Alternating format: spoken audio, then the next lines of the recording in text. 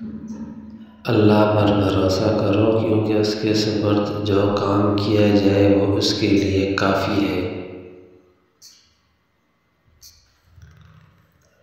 मकान कच्चा हो या पक्का, ज़िंदगी गुजर जाएगी, लेकिन ईमान पक्का ना हुआ तो आखिरत की ज़िंदगी गुजारना मुश्किल हो जाएगी।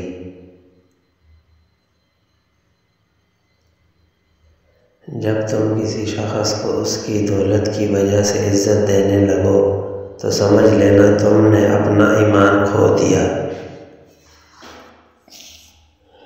हालात अगर बुरे हों तो यकीन रखना चाहिए, क्योंकि खुदा जब कुछ लेता है तो उससे बढ़कर नवाजता भी है।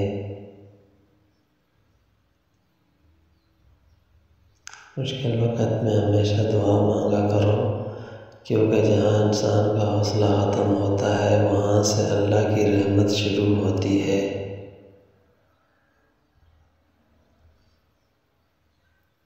वालिदैन की दी गई आज़ादी आपके पास एक अमानत है, उसमें कभी ख़यानत मत कीजिएगा। रसूलुल्लाह सल्लल्लाहु अलैहि वसल्लम ने फरमाया, जो मुसलमान मुझ पर दुरूद भेजता है उसके लिए फ़रिश्ते इस्तग़फ़ार करते हैं।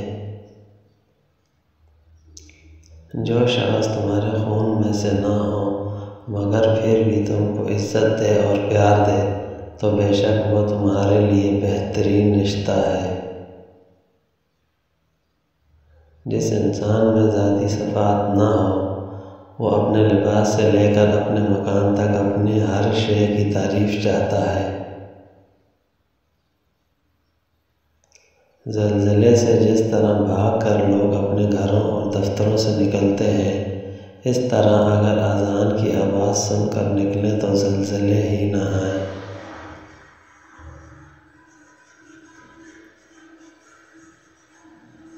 जब आप नंगे पाँव हों तो खुदा आपको जूतों से नवाज दे तो अपनी चाल तब्दील ना करें।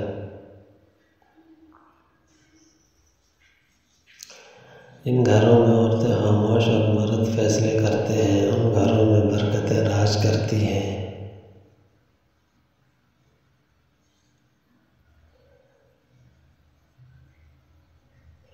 हर रकावट में कोई न कोई बेहतरी छुपी होती है, ये बात अल्लाह ही बेहतर जानता है।